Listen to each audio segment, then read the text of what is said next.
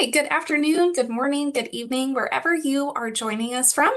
My name is Heather Deer, and I'm the Director of Family Engagement here at William and Mary. Welcome to our first in our spring webinar series. You're not here to listen to me today, you're here to listen to our wonderful panelists who are talking all things summer. Yes, it's cold outside. We are still covered in ice in Williamsburg, Virginia, but we are manifesting warmth. And we are talking all things summer because now's the time that your student might start asking questions about summer plans or thinking about summer plans. And there are some wonderful options for them to consider. So we have a panel of experts today who will talk us through many of those options and some upcoming deadlines to be aware of. This webinar is being recorded and will be uploaded to our YouTube channel shortly after this presentation ends. And of course, we'll send you an email once that recording is live. Of course, if you want to know as soon as this recording hits the YouTube channel, please subscribe to our YouTube channel and you can be notified once recordings are uploaded.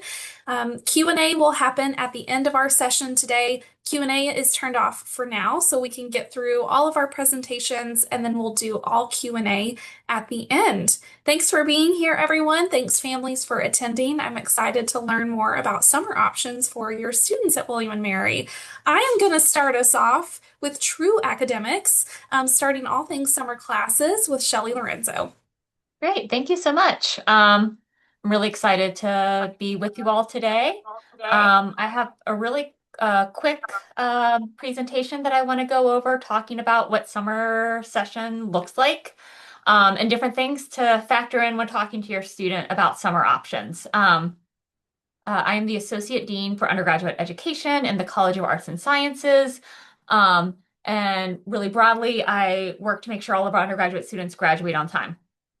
And part of that may include for your student taking summer classes. So some quick things that I want to go over. Number one, what does summer session look like on campus? What are the options? Different things to consider when selecting, if choosing to engage in summer session, things to think about when selecting courses. And then what academic supports are available to your student if they are engaging in William & Mary summer courses. So for summer 2026, we have 3 sessions.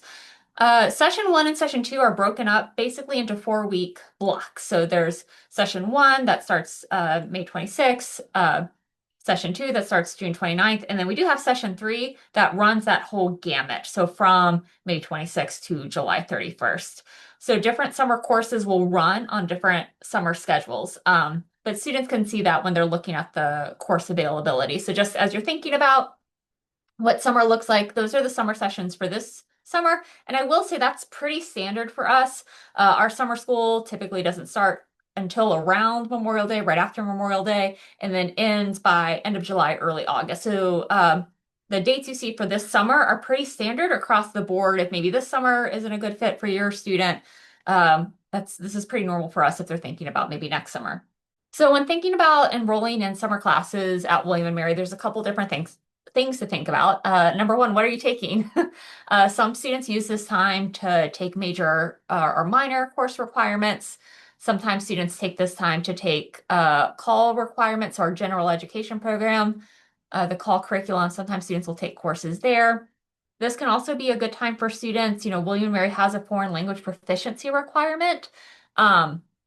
And this can be a good time for students to take their foreign language proficiency, right? They're in it all day.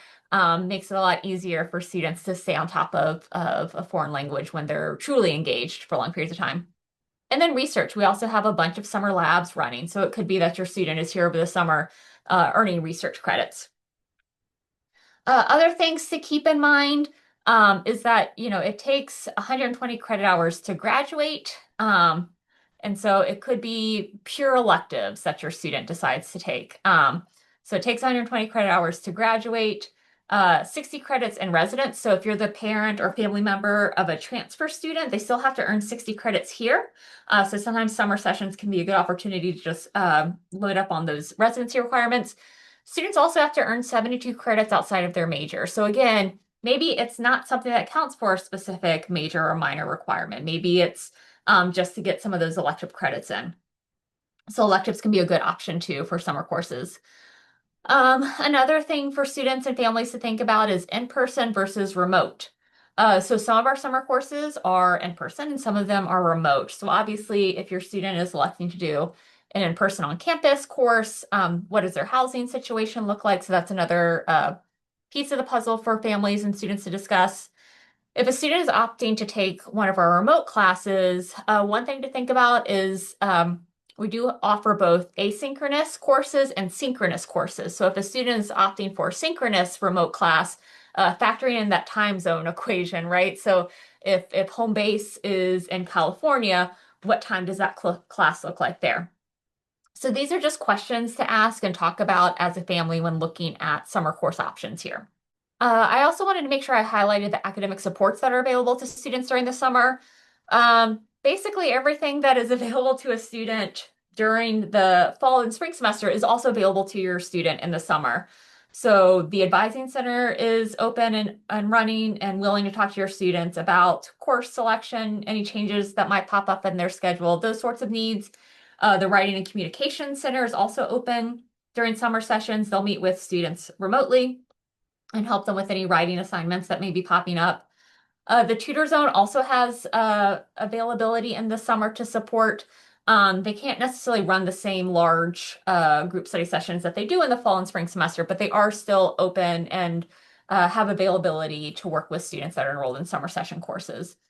And then if your student is already registered with Student Accessibility Services, we just want to make sure your student has checked in with them in case there's any additional supports they might need to be successful in their summer session. So long story short, pretty much everything that's available during fall and spring is also going to be available to your student during the summer. We just want to make sure we touch base with your student early and often to ensure that they're successful. So the next step, if you and your student are thinking about summer options, again, feel free to reach out to the advising center, have your student reach out to start these conversations. We haven't posted our summer schedule yet. It should be coming soon. The weather delays, start of the semester has gotten us a little bit behind, but in the next few weeks, we will be posting our summer schedule. Students can look online now and see what we've offered in previous summers, and that tends to be a good indicator of what will be offered this summer. So if your student's really anxious, students can look online and see what we've offered in previous summers. That can be a good indicator of what's coming up this summer. And then registration for summer courses starts March 16th. And that'll stay open until the summer session starts. So that's not to say your student needs to be in there and registered on the 16th.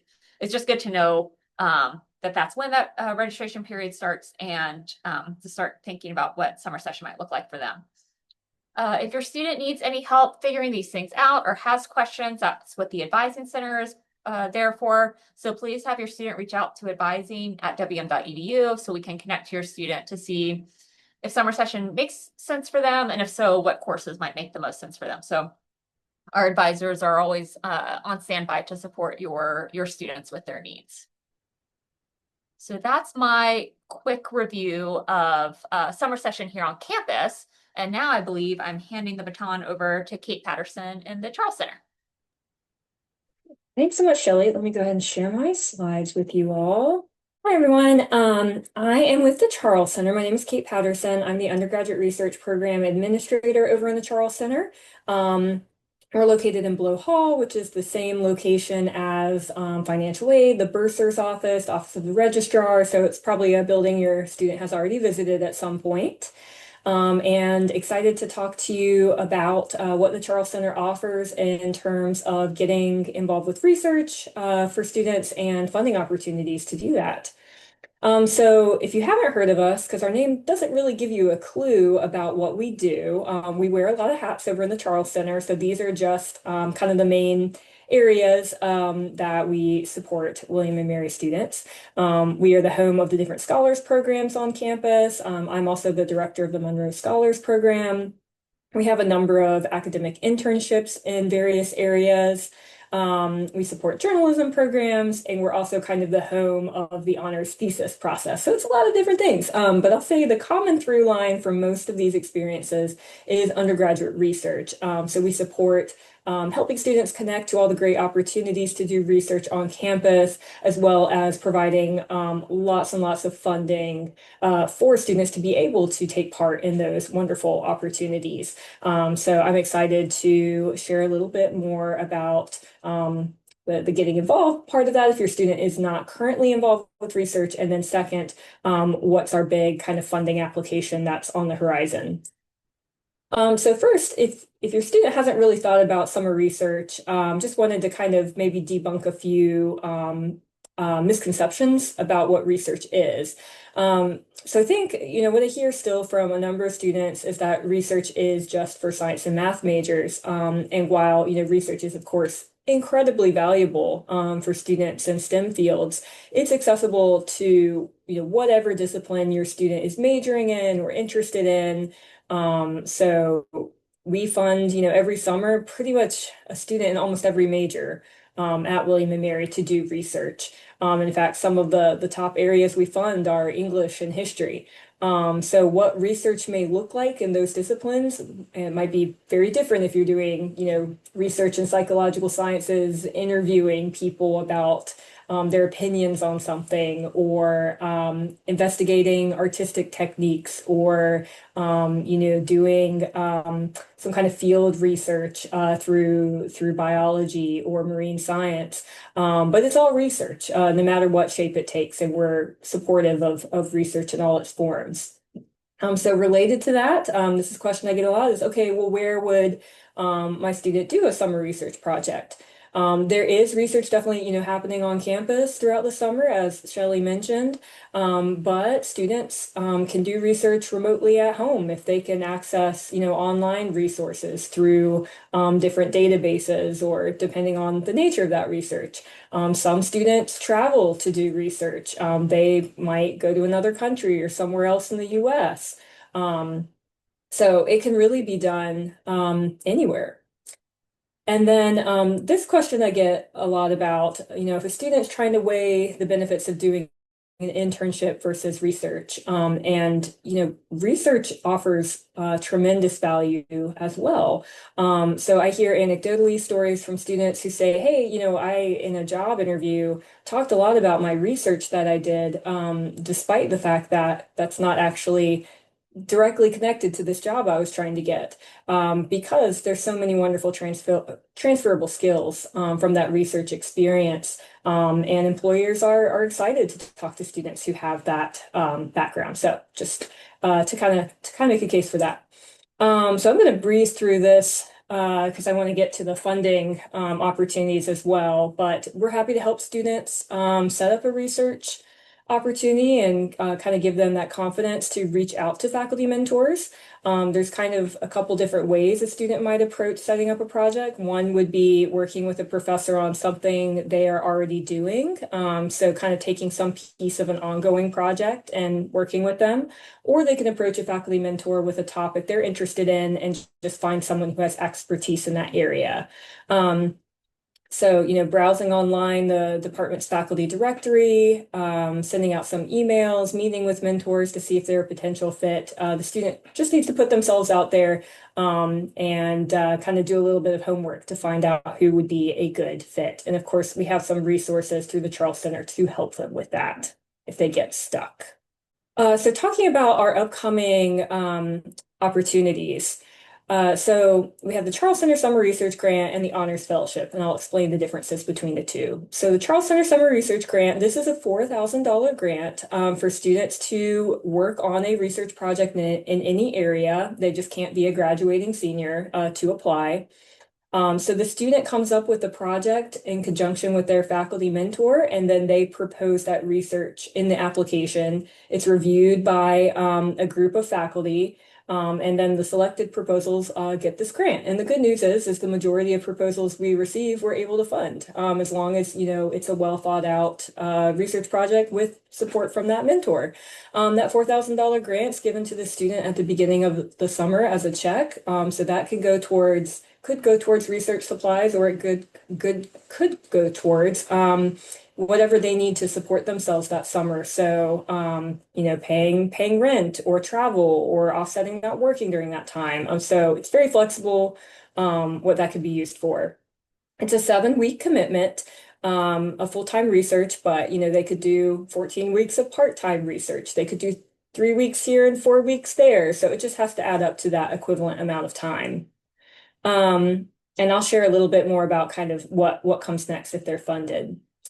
The Honors Fellowship, it's a very similar process. The distinction is this is just for if you have a current junior planning to do an honors thesis next year. It's kind of like a head start on that process. And the honors thesis is basically just like an intensive year-long research project in their area of choice.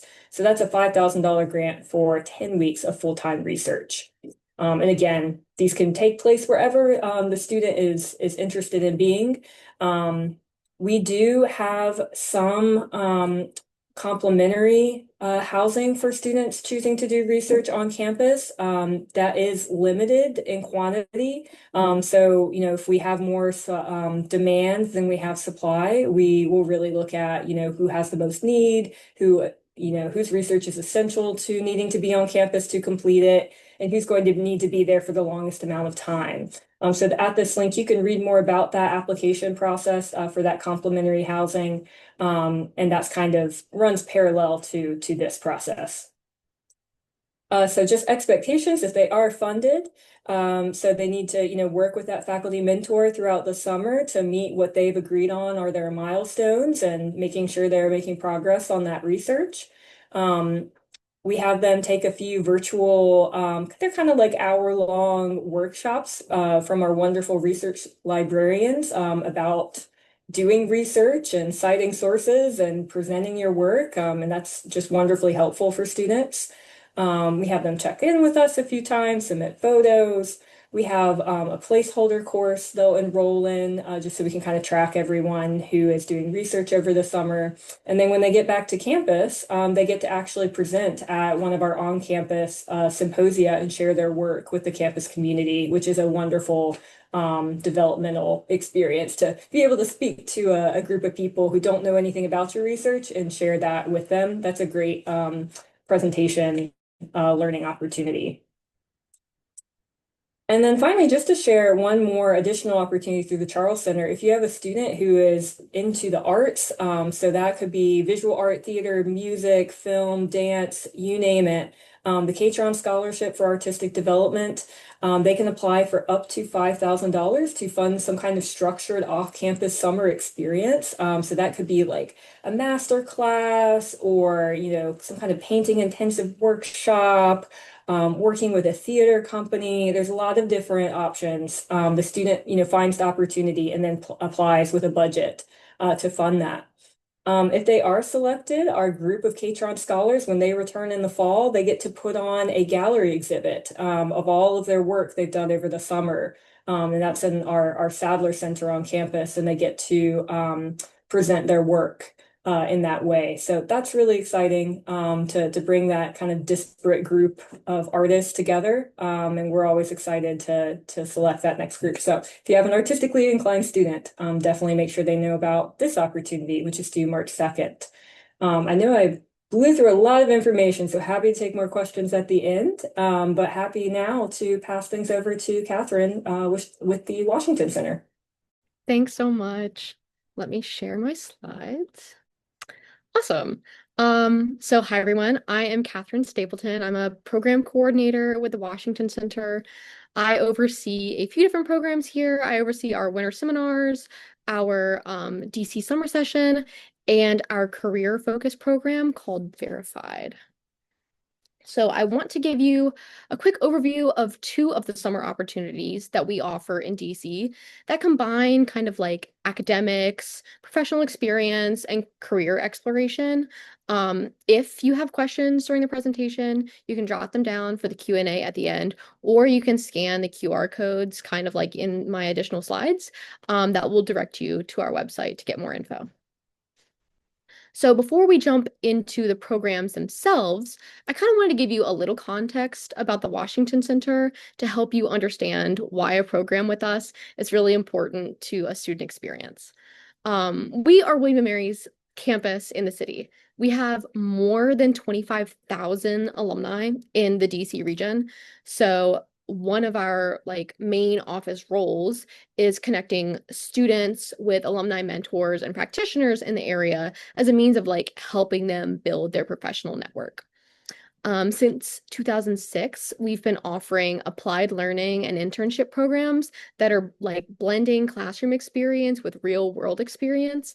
And we actually currently offer 6 programs. We have a semester program, a winter program, 3 summer programs, and a year-long program. And these are kind of a mix of like long-term, meaning that they span 12 or more weeks, and accelerated programs, which are like 1 to 5 weeks. Last year alone, we hosted more than 450 undergraduate seats across all of our programs. And so I think it's a really awesome statistic because it means that roughly 1 in every 25 William and Mary students does a program with us. Um, to debunk a myth about the Washington Center, I think a lot of students think that you have to be like a government student or an international relations student to take a class with us. As someone who was a government major at William and Mary and did take a study in DC class, I very much thought this, but I am pleased to say that our programs span a variety of disciplines and often help students fulfill like Call 300 or Call 350 requirements, in addition to any major requirements that they might be seeking or just kind of like gen ed things. Um, in 2024, we offered 24 academic courses that were representing 17 different academic units. And I don't have all the stats for this year, but I think that in 2025, we were up to 19 different units across our programs. So if your student is looking for a way to spend part of their summer in DC, building experience, not just taking classes, I think that's really where we shine.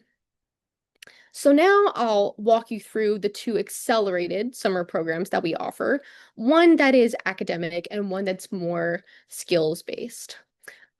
First is the DC summer session. So you've already heard about summer session more generally, but DC summer session is actually William and Mary's original hybrid learning opportunity. So like long before COVID, we're throwing it back.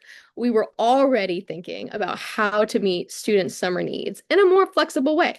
So we designed a course that lets students do most of their learning online, but still come to DC for like a short immersive week to like really get that city experience in person.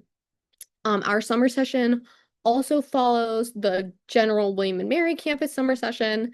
This is a 5-week, 3-credit course that's combining online learning with that in-person immersive week. This particular summer, all of our classes will be offered in session 1.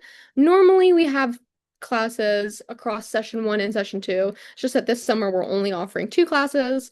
But these are like the best of our summer session courses, and these professors come back year after year, and students really love them. So I can say that they are tremendously wonderful offerings. We'll be having the People's History of DC and Religion and Politics in the US. As a part of the student in-person week here, students meet professionals, visit sites around the city, and really treat DC like a living classroom. I'd say that in-person classes are usually taking place in the evening. This is mainly because we know that a lot of students live in the Nova area, so this timing makes it so that any students who are local can continue to work during the day if they have other commitments. On the cost side of things, this summer session follows the same tuition structure as like the general summer session classes. And as a note for out-of-towners, we don't provide housing for this particular program, but I have a variety of hotel recommendations. I also handle all of our housing here at the Washington Center, and we have hotel partners all in the neighborhood, many whom offer like William and Mary specific discounts. So if your student doesn't live in a reasonable commuting range, like there are options for you. So if your student is looking for like academic credit in a short like DC experience, I'd say that this is a really great fit. But maybe your student is looking for something more career focused and skills based. And I think that's where our second program, Verified, comes in. Oh, that is very far ahead. There we are.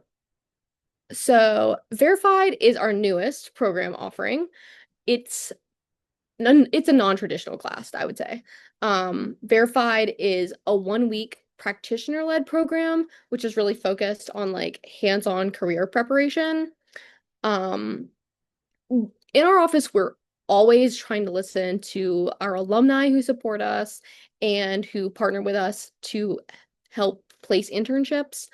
And just in the recent couple of years, some of them had told us that while William and Mary students are really strong academically, they really wanted them to have more opportunities to practice like day-to-day professional skills that make someone successful in a workplace.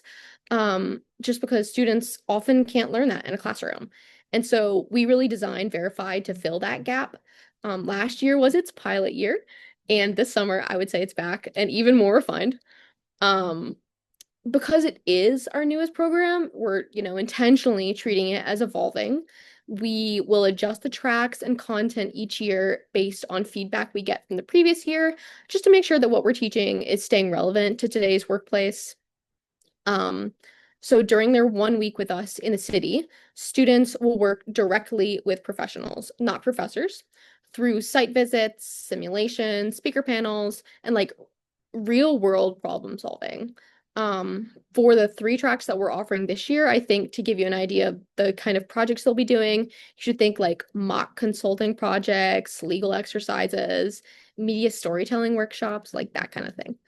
Um, and instead of academic credit, students will earn a micro credential through the form of a LinkedIn badge at the end of the program, plus some really, tangible skills and good professional connections. This year, our tracks will be legal studies, consulting, and media and messaging. And that last one has evolved slightly from the journalism and media track we advertised last year.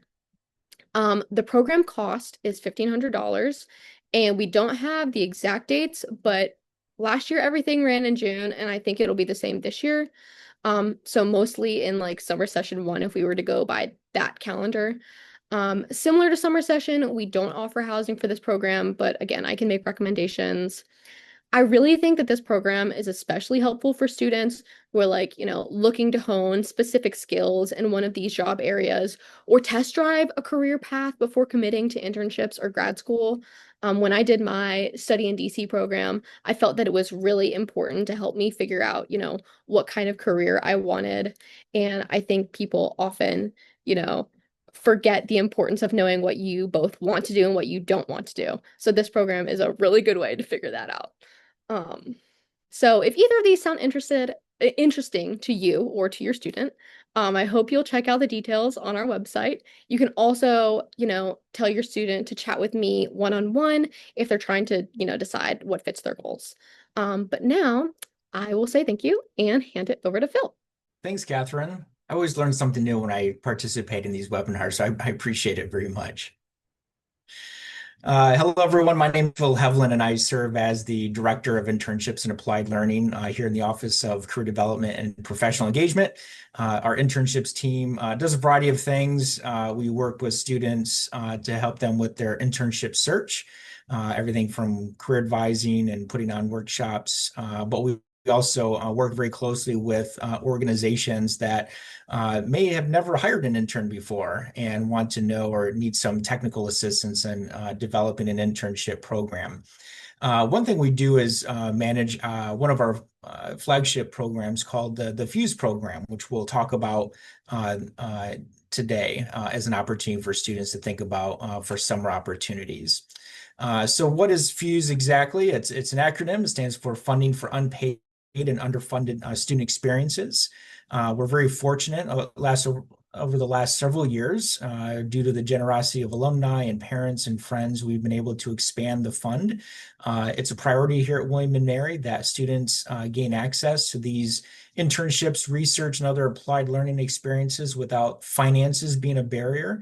And as a result of that generosity, students can receive up to $5,000 that they can apply to a variety of different types of experiences during their time as an undergraduate student. The Fuse program has expanded over the last several years. This past summer, in summer 2025, we had just over 90 students receive Fuse funding and distributing over $285,000 worth of funding.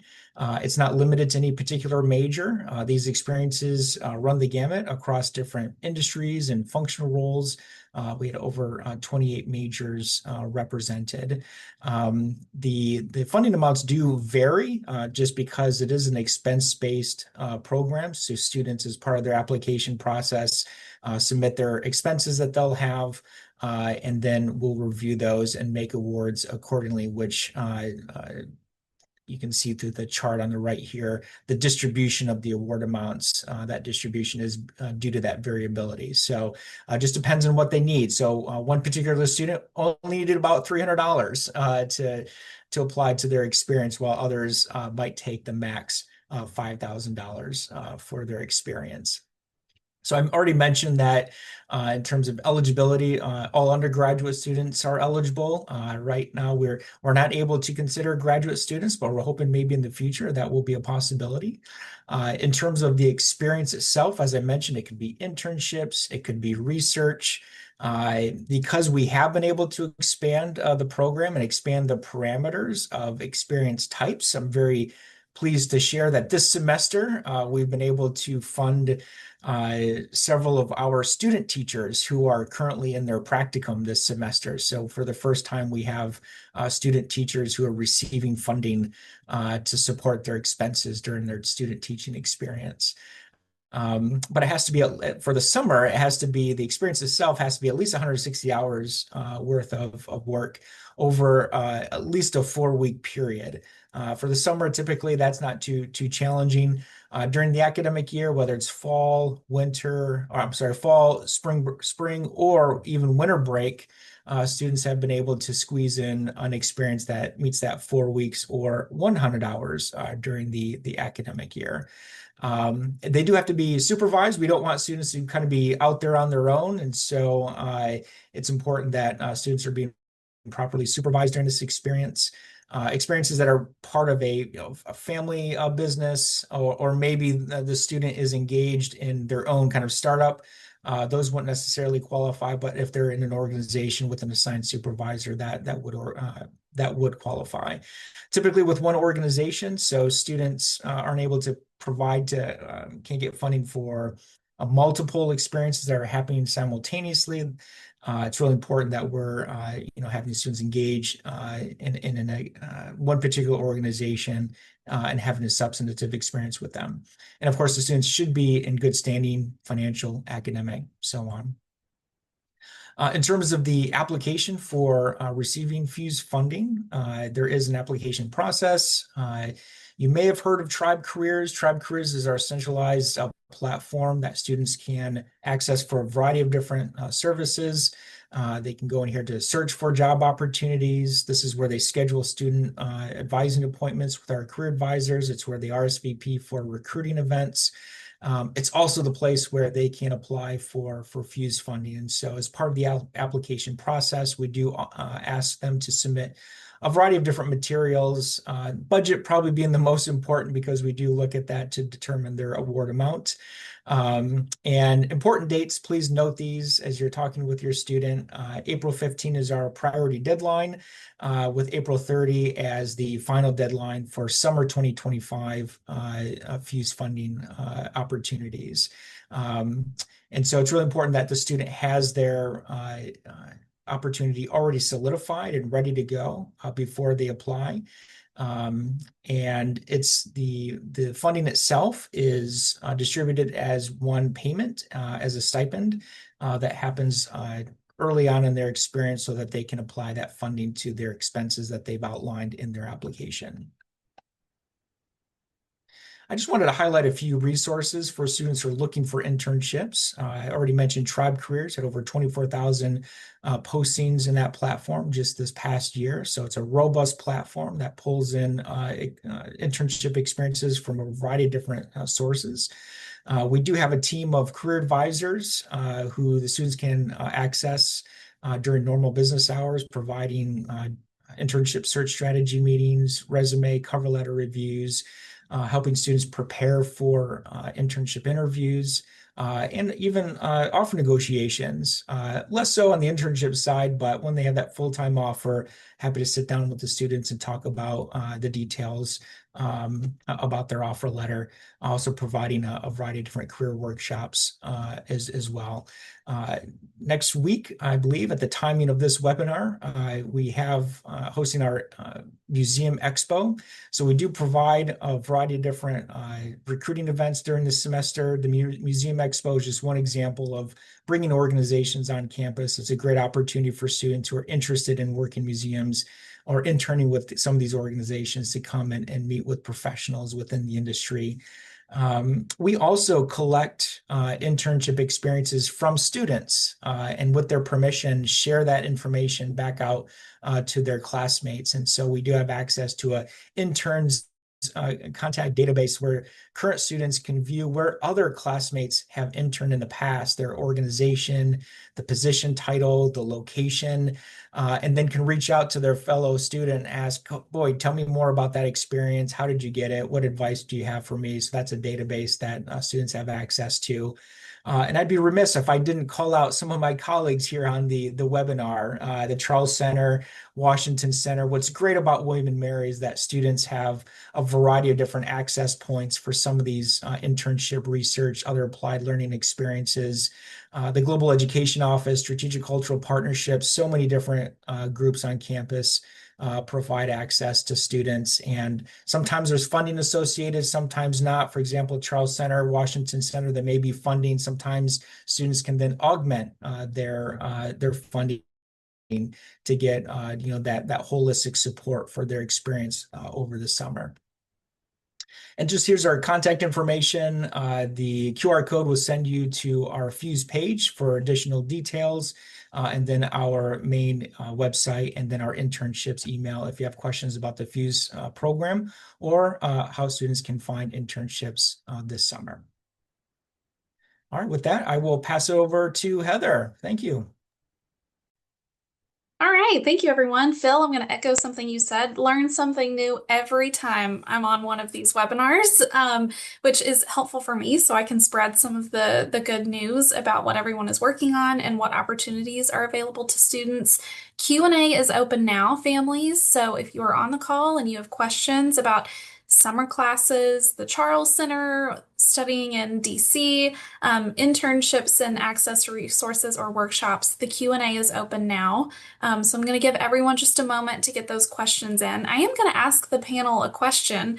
You know, I joked at the beginning, we're hosting a summer webinar now because I'm manifesting warmth, but really this was a strategic decision because so many of you have opportunities that are coming up very quickly and summer classes are on the horizon. How do families start a conversation with their students about summer if students are like, there's snow on the ground, I'm not there yet? How do we encourage them to start thinking ahead about what should be on their mind or what opportunities exist for the summer? Anyone can take it. I think Heather, it's already on their minds, right? Like in talking to our students, they're already thinking about summer and they have been. And so I don't think it would be a surprise or unexpected at all if a family member was like, hey, I went to this webinar and started thinking. I would be willing to bet 9 times out of 10 your students already thinking about it. That's good to know. One of the reasons we do webinars like these is because I think sometimes students are thinking about it and they're hearing about these opportunities on campus and they're seeing flyers posted and they've met friends who have done the programs or have been part of the experiences. And so maybe we're on a little bit of a learning curve of what this new timeline looks like and how early they need to start planning for these sorts of things. But that gave us plenty of time for questions to roll in. So I'm going to start here. When is the deadline to apply for any of the DC summer sessions, Catherine? So I think kind of like with regular summer session, you can basically register for it right up until it starts happening. I mean, obviously you'll want to give your student enough time to get to the city if you don't live locally, but you just register in Path. It's not an application process like with some of our other programs. So it should be pretty easy. Okay. Someone did just ask if this session was recorded and will be posted online. Yes, it will. Of course, if you want to watch it immediately, subscribe to the YouTube channel and you can know when it comes up, but we will send the recording to all families via email. Let's see here. For the verified program, I think you covered this, Catherine. Does the $1,500 include any housing? No, it does not. All right, Phil, question about Fuse funding. Are they need-based or are they open to all students regardless of financial aid status? The FUSE program is open to all, regardless of financial need status. Wonderful. All right, I have a family member of a freshman here. He feels that a freshman is not qualified for an internship. How do I encourage him to still explore this, specifically an internship, or any of the other options mentioned? Oh, can I answer that one? Go for it, Catherine. I just want to speak from my own personal experience and say that when I did my study in DC program, I did a longer summer program, which I didn't talk about just because that deadline has passed. But it was an internship program, and I did an internship right after my freshman year. And it was transformational and important.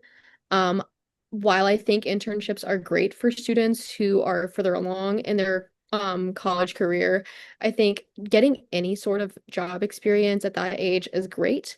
And an internship, that they do this summer could, teach them something that they, want to do for the rest of their lives. It could open a door to a career, or it could teach them like, hey, I actually don't want to do consulting on the Hill, which is what happened to me.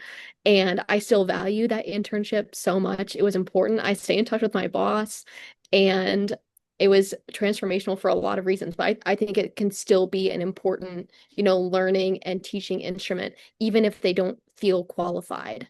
And it also will help them get a leg up. So in the future, if they want to do another internship in the summer or when they're getting ready to do their first job, they can say, hey, I did this right out of the gate after my freshman year, and I learned all of these skills from it. So I think they're more qualified than they think they are. Catherine, you mentioned a program that a deadline has already passed for. If someone is on this call, and I know they are based on some of the questions that we're getting, and maybe their student isn't even at William and Mary yet, and they're thinking about next summer, summer 2027, that program you mentioned that the deadline's already passed for, when is that application process typically, and what is that deadline typically? Yeah, so this third summer program that we offer is DC Summer Institutes, which is like 12-ish weeks. The first 2 weeks are classes with us. All of it's in DC. So the first 2 weeks are classes, like intensive classes, and the rest of the summer is a kind of a combo between academic work that you do on your own and working an internship, which, we help you find. We currently have a 100% internship placement rate for every single year that we've been doing internships. We've been doing them since 2006. So we're really good at what we do. But there's kind of two rolling cycles for DCSI. The first one happens in the fall. So that deadline passes in October. And then we have a second priority deadline that passes in January. And after that, we, have all of our cohort together, and they take a 1 credit spring class that helps them prepare for their summer class and for their internship. So that's why those deadlines are a little bit earlier. But if your student is looking for more information, our team is always on campus in September around the beginning of classes, for a couple days to talk about all of our different offerings. So you can find us then. Yeah, Study in DC Day is a big happy day on campus. There's usually ice cream and free food involved as well. So always something I encourage students to look out for. Thank you for sharing that, Catherine. I think, Phil, you're typing an answer to this one, but I'm going to ask it out loud too, which is a question I always get. And we usually pose this in the newsletter actually too, is it too late for them to get an internship for the summer? Are we already behind at this point? I'm happy to say no, you're not too late. In fact, most organizations can't hire as early as the fall, so we are really getting into like another peak season of internship recruiting. So I would encourage your student to come and this is a great time to come and put together a search strategy for the semester. Because organizations are still looking, are going to continue to look over the course of the next couple of months. So fear not, come in, talk to us. let's look at that resume and look at what you want to pursue and get a plan together. Wonderful. I mentioned this a little bit earlier. I do know that we have some early decision class of 2030 families on this webinar based on a couple of the questions that we've been getting. I'm not surprised you're eager, and congratulations to all of you on your student making this next step. We're so excited. You're getting a great primer education on some of the wonderful opportunities that are available to students. And I see a couple questions here asking, are any of these open to incoming students, and how can students get ready? Y'all are going to hear me give this spiel a few times because webinars will become your best friend over the summer as we get ready for your student to join the community. This early decision period right now, I will just encourage you to, she says famously, let them live. They have done some really hard work to make it to William and Mary and to get ready for this experience. Now is the time to let them sit in this moment of transition. There will be some robust summer offerings for our incoming students, particularly pre-orientation programs, and a time for them to learn about all of these resources. But for now, it's just an opportunity to learn, not necessarily engage, and you'll learn all about these in due time as your student joins the community. Of course, encourage them to continue exploring their interests and what they think they may be interested in pursuing while they're at William and Mary. But we'll talk more in depth about all of those opportunities for incoming students on May 1st when the Tribe Guide checklist goes live. Okay, let's see here. Anyone see any questions in the Q&A that they want to tackle live? I'll answer one about just the kind of October deadline for the DC Summer Institutes, which I was just talking about.